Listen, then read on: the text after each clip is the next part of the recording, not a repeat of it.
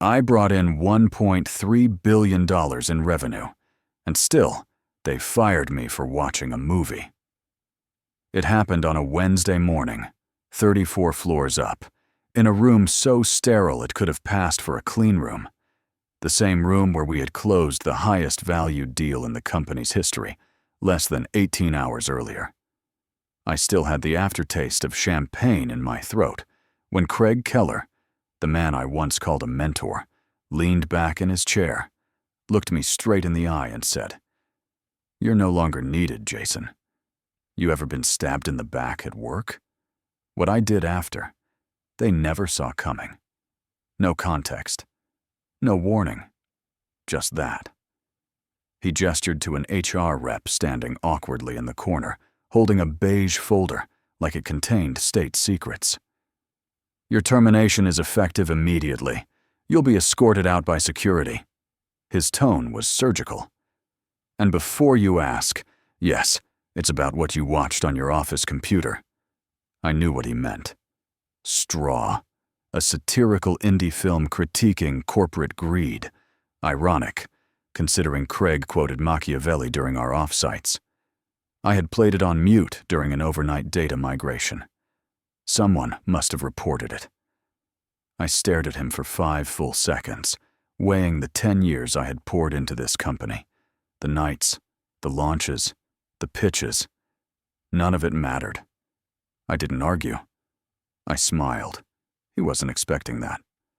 On my way out, they made me sign a waiver agreeing to the voluntary resignation clause for severance.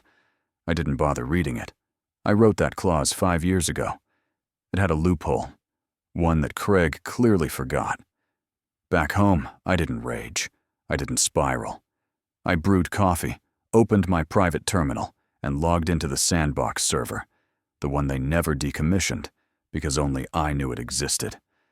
I started pulling logs, metadata from the $1.3 billion deal, chat backups, internal document revisions. It wasn't revenge I was after. Not yet. I just wanted to understand how far this betrayal ran. It didn't take long. Craig hadn't just fired me. He had filed an internal report framing me as ethically compromised.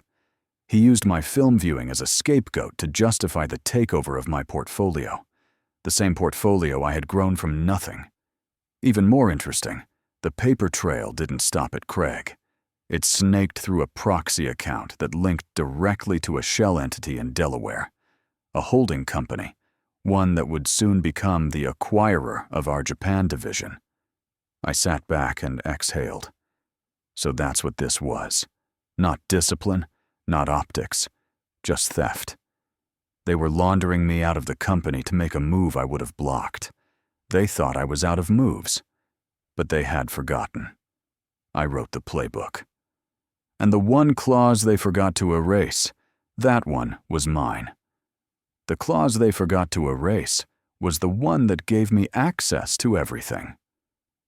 Buried deep in the company's internal governance framework, Clause 47B was something I had designed in the early days, back when I still believed in building things to last. It granted limited but critical access to data environments for any principal signatory of international strategic agreements. And for the past 3 quarters, that meant me. Craig had forgotten that. Or maybe he never read the fine print to begin with. Most executives didn't. I hadn't used 47B in years. It was like a dormant back door, one that didn't make noise, didn't trip logs, and wasn't indexed in the latest security updates.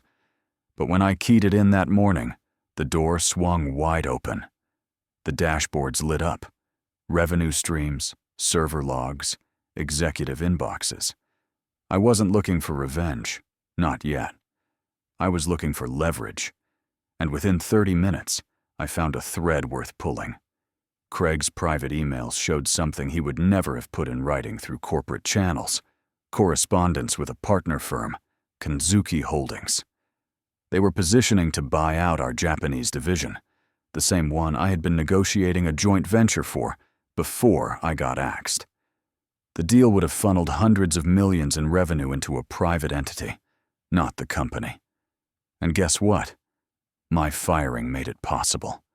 With me gone, there were no legal blockers. The board wouldn't even need to vote. Craig had timed it perfectly. But he had made a mistake. He had sent one contract revision through our version tracking system, then overwritten it with a cleaned-up draft. He assumed the audit log would self-delete within 24 hours. It didn't. Because the deletion protocol was rewritten by me. There it was, a document showing my name still listed as a signatory on the Japanese deal memo. That meant any transaction after my departure could be interpreted as unauthorized, or worse, fraudulent. I backed up the metadata, time-stamped everything. Then I called Alina. We hadn't spoken in over a year, not since she left the company after refusing to play politics with Craig. She picked up on the second ring. "You're calling me now," she said, equal parts amused and suspicious. "I need your help," I said. "And before you say no, this isn't about going back. It's about stopping something that should have never happened." A pause. Then, "I'm listening." By the end of that call, we had a plan. I'd extract the full audit trail. She would quietly reach out to 3 of the independent board members, the ones who had always been skeptical of Craig's vision. We wouldn't accuse. Not yet. We'd let the documents speak. Because the real goal wasn't to expose him. It was to make them realize who they had underestimated. By Friday, they'd either call me a whistleblower or a threat. I bet you think you know what I did next. Comment below, then keep watching. Thursday morning started early. I was at my desk by 4:30 a.m., sipping black coffee while the city below still slept. The sandbox server was stable. The audit logs were intact. And Alina had just confirmed the board members were intrigued, not alarmed. That was good. It meant they weren't entirely in Craig's pocket. But time was tight. The Kanzuki deal was scheduled to be announced by Friday noon. If I was going to move, it had to be now. I needed one more thing, a human leak. Craig might have thought he operated in a vacuum, but people talk, especially when they think they're untouchable. Enter Marcus Lee, one of Craig's lieutenants, a man who had no idea I still had access to his Slack archives. Buried in an archived thread from 2 weeks ago, I found it. Marcus bragging to another VP about how Craig was clearing deadwood to fast-track the East Asia shift. They even joked about the film. "Guy watched Straw and got strawed himself," Marcus wrote. I took a screenshot, scrubbed the metadata, and flagged it. It wasn't just ego. It was evidence of premeditation. By mid-morning, I sent the packet to Alina. It contained Craig's emails to Kanzuki, the audit trail of the overwritten document, the Slack conversation. She didn't reply immediately. I assumed she was in meetings, or making moves I wasn't cleared to know about. I had to trust her. Meanwhile, I created 2 kill switches. The first, a dead man's trigger that would release the documents to the SEC if I didn't manually cancel the countdown by Saturday morning. The second, a timed internal memo written under the name of a former compliance officer who had left the company last quarter. With a signature block Craig's team had never revoked. Call it insurance, call it overkill. I called it, remembering who I was dealing with.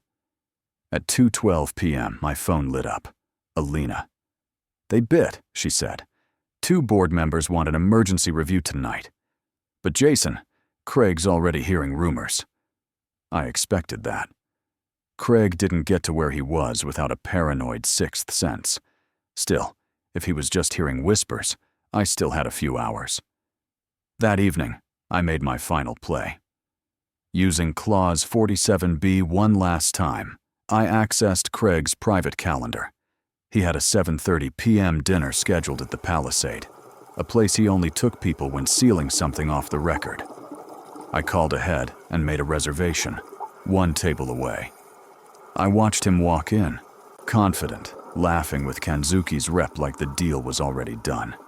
He didn't see me. But I saw something else. A third man at the table, from our legal department. So it wasn't just greed. It was coordinated. They weren't just replacing me. They were rewriting the whole damn story. The next morning, I walked into the office like I'd never left. Not through the front doors. That would have triggered HR alerts. I used my guest badge, which I had forgotten to return, and entered through the executive conference wing on the 33rd floor. Cameras wouldn't flag me. I had once helped draft the guest policy. They wanted to erase me? Then I'd let them watch it happen, right before I flipped the ending. The board meeting was scheduled for 10 a.m. Craig thought it was a routine quarterly prep. What he didn't know was that 2 members had already been briefed on his hidden communications. One of them, Director Vaughn, had always disliked Craig's consolidation tactics. Alina had made sure to send him the audit trail first. By 9:40 a.m., the boardroom was filling up. I wasn't in it, not directly, but I didn't need to be. From a private office down the hall, I opened the secure relay I'd built years ago for investor demo days.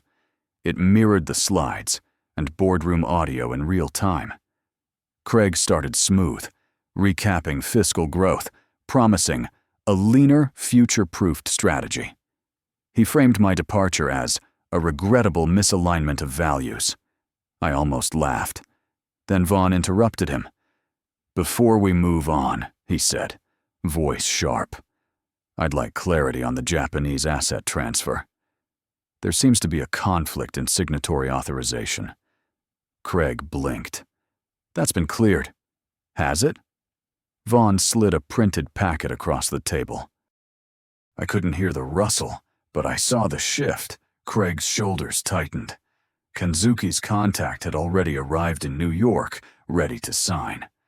This exposure? It was a crack in the wall. The moment he tried to talk through it, his voice cracked. Just slightly. I tapped in a command. The first kill switch triggered silently. An email from the retired compliance officer appeared in Vaughn's inbox. 1 sentence long. Clause 47. B remains active unless formally revoked by board resolution. Vaughn read it. "Did you know about this, Craig?" he asked. Craig's silence said everything. That was the opening. Within minutes, Vaughn called for a private executive session, without Craig. I leaned back and breathed for the first time in hours.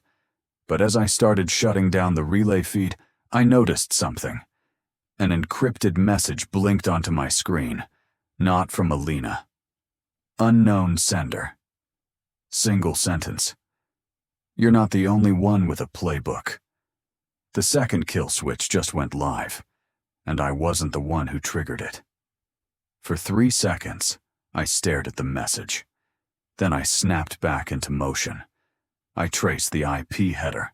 It wasn't coming from any internal relay I built. Not from the sandbox, not from Alina's VPN. Whoever triggered the second kill switch had access to my vault, but not my patterns. The encryption key used was old, but mine. Had someone cloned it? Number was worse than that. Someone I trusted still had access. I dug in fast, fingers moving faster than my thoughts. The secondary switch was supposed to send a summary packet to 3 regulators, not the full cache. But this one, it had sent everything. Unredacted emails, metadata logs, even the internal Slack archive. Within 90 seconds of launch, the email hit 4 endpoints: SEC, DOJ, Financial Times, and, of all people, Reuters. It was supposed to be a backup threat. A deterrent. Now it was a live bomb. And Craig?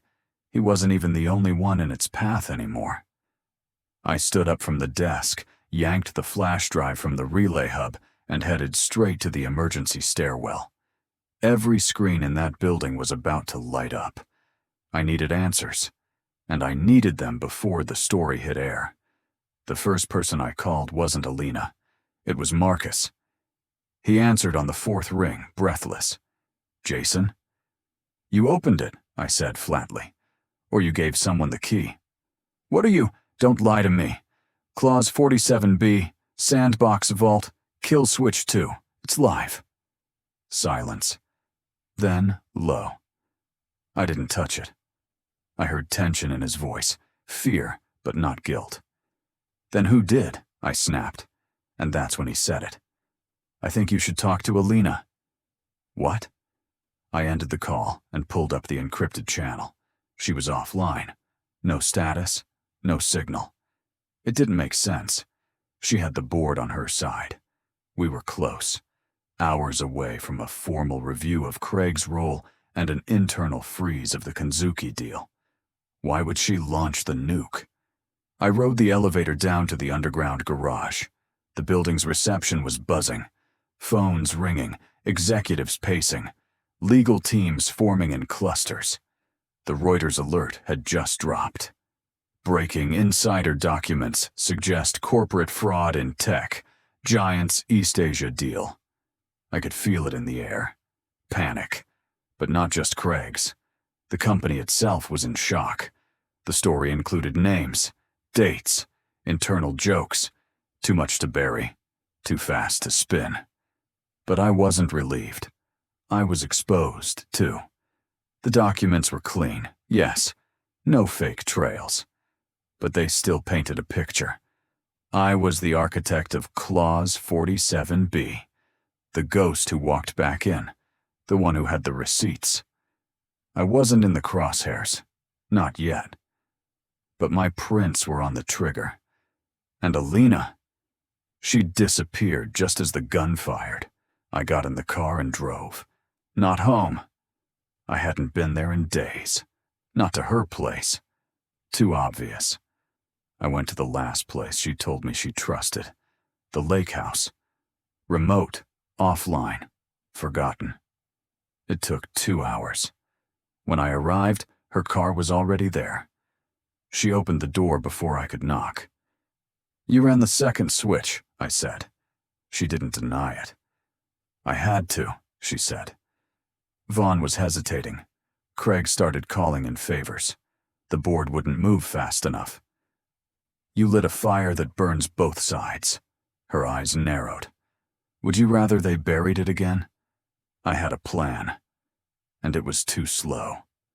She stepped back, letting me in. On the table sat her laptop, battery detached, signal jammers active. Do you trust me? She asked. I didn't answer. Not because I didn't, but because trust was no longer relevant. The game had shifted. Craig was already gone. The board would vote to suspend him by morning. Kanzuki's deal was toast.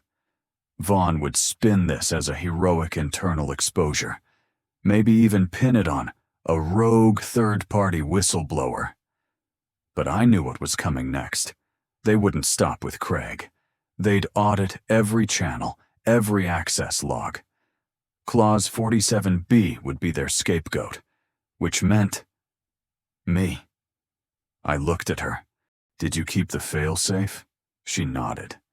I did. Then it's time to make one more move. If they're going to write history, let's make sure they choke on the footnotes. I know this sounds insane, but it actually worked. Keep watching to see how. We left the lake house before dawn. By the time the board met at 9 a.m., Craig was officially suspended, pending further review. But review didn't mean absolution. The SEC was already circling. Kanzuki's team had ghosted, and internal audit logs had started unearthing patterns, transaction loops, procurement approvals backdated by someone inside. We didn't need to speak much.